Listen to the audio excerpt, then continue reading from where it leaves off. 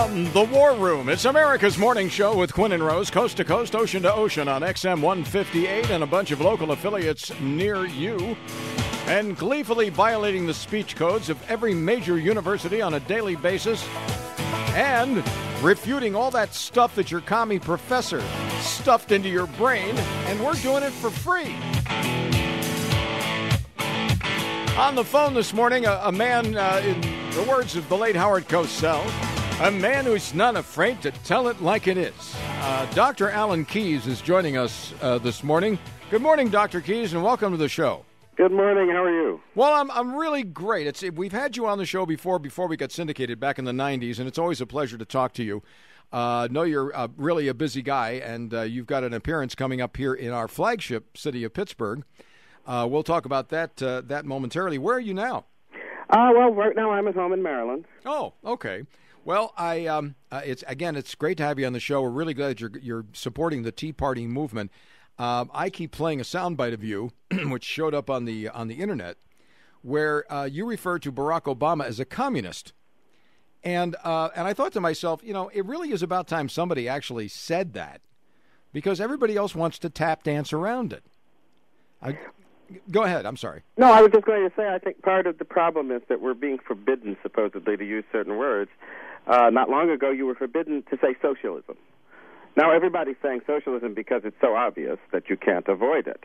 The reason I added the element of communism had to do with the Porculus Bill and other things that are indicating that they're appropriating public monies to use for political purposes, to blur the distinction between party and government, and that's one of the key aspects of communism.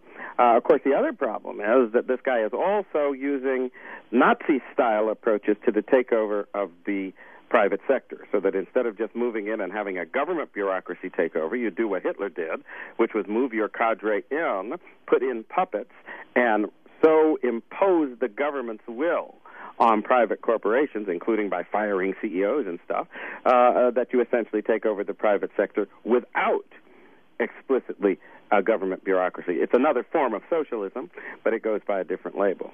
Well, yeah, and I mean, they could have let GM reorganize under Chapter 11. That would be the right way to do it. That would be the sensible and smart way to do it. But I know that there's a union element there. They want to keep propping up that failed union model in Michigan. But, I also think they want to send a message to everybody in the corporate sector that in the present state of things, the political guys are the masters. And if you want to achieve your corporate ambitions and get to the top, you better please them. That was the clear signal of that raw exercise of unconstitutional power. Well, I agree. And is there any hope that any of this would be overturned by the Supreme Court? Well, Congress isn't going to do it because there's so many. We don't have a chance in Congress. Well, I think the real chance for the future of this country, and that's, I guess, why I'm pleased to see people putting together the Tea Parties and hopefully turning out to support it, is going to come from the grassroots. Americans have to wake up. Business as usual is over. We're going through a period that will determine not just the fate of our economic lives, but these folks are determined to overthrow the constitutional system and to substitute a system of government domination and party dictatorship, where instead of being the instrument of the people, government will be the dominant and controlling power in the society. And that, of course, completely reverses the American Revolution and takes us back to the dark ages of oligarchy and the kind of governments where the few had a dictatorship over the many and basically turned everybody into peons and wage slaves, and we lived according to the dictates of the ambition of the political few. That's a way of life that is back before the people say it's the Middle Ages. No, it's back before the Dark Ages, right? And this guy says progress and so forth, and instead he's turning the human clock back to 1,000 years ago.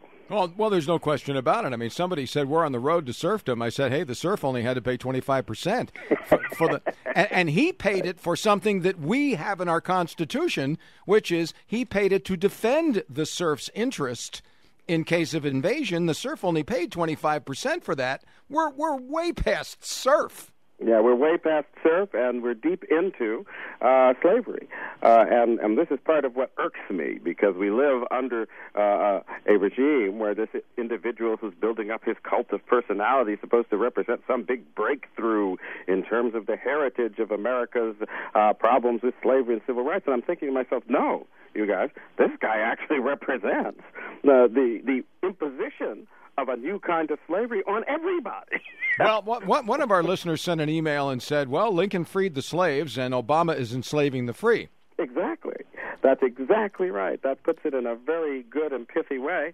And I hope that Americans are waking up to this, because we've got to see the political reality behind the economic mess that is being imposed on us, right? And the key thing to look at with all this economic stuff they're doing is that it pushes us over the brink of bankruptcy. It places us at the mercy of foreign powers who are now dictating the future of the United States. And the end result is the loss not only of our constitutional system, but even of our independence as a nation. I noticed that even somebody like Dick Morris was decrying the extent to which what is going on or came out of this G20 summit represents the reversal of the American Declaration of Independence and placing our people under the dictates of what is essentially a European-dominated structure. Oh, well, there's no question about it. And again, you mentioned the stimulus bill earlier, and that so few people know that almost none of that money. I mean, even if you subscribe to the notion that John Maynard Keynes subscribed to, that government spending stimulates an economy, even if you subscribe to that, so little of what's in that bill would do that. Mostly it's the expansion of social control, social policies, and a wish list of liberal stuff they've wanted to do for 15 years and couldn't find an excuse to do it. That's exactly right. And, of course, they add to that whatever they had to do in order to get the conservatives and Republicans who should have adamantly opposed everything about this, right? To jump on the bandwagon. And so they grease the wheels with some pork for those people who remind me of a story my father used to tell about how slaves on the old plantation, when the masters would feed them some meat or bacon or something, they would rub the grease around their mouths in order to boast in front of the other slaves that they were being well cared for. Well, that's what these congressmen do back in their districts. They take this pork grease and rub it around their mouths and say, see what I've done for you? And try to get the slaves to cheerfully go over the cliff. Well, and, you know, something else is very troubling about this administration, too. Above and beyond their economic control, they've developed a number of conveyor belts. Up until now, the conveyor belts for Marxism in this country have been politics, academia, media, and law.